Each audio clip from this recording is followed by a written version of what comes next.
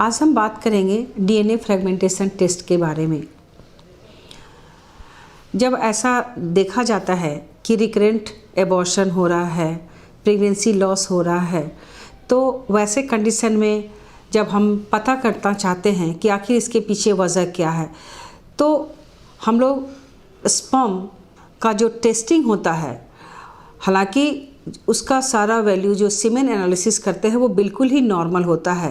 Patient बोलते हैं कि हमारा तो स्पर्म का काउंट, हमारा क्वालिटी, क्वांटिटी, एवरीथिंग इज़ बहुत बढ़िया है, लेकिन फिर भी हमारा मिसकैरेज क्यों हो रहा है।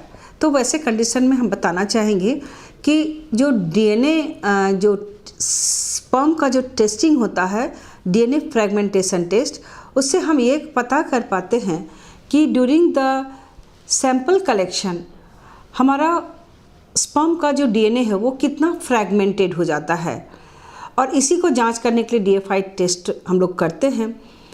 नॉर्मली 0 से 31% तक हम लोग मान के चलते हैं कि अगर डीएनए उसका फ्रैगमेंट हो गया है तो उसकी फर्टिलिटी गुड है। कहने का मतलब उसमें मिसकैरेज की चांसेस कम रहती है, और जो प्रेगनेंसी होता है वो फ्रूटफुल प्रेगनेंसी होता है।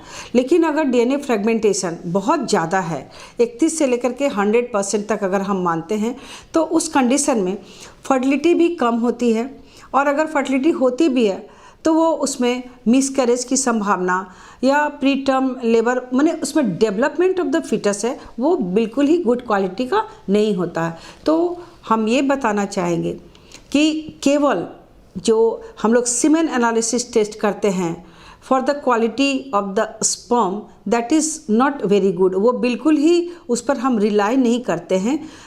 हमें अगर रिकरेंट हिस्ट्री है प्रेगनेंसी लॉस का या एबॉर्शन की हिस्ट्री है, तो वैसे कंडीशन में हम लोग डीएफआई जो डीएनए फ्रेगमेंटेशन जो उसका टेस्ट होता है वो हम लोग करते हैं। उसका इंडेक्स से हम लोग ये पता करते हैं कि आगे चल के वो जो डेवलपिंग फीटस है वो कितना हमारे लिए कारगर होगा। धन्यवाद।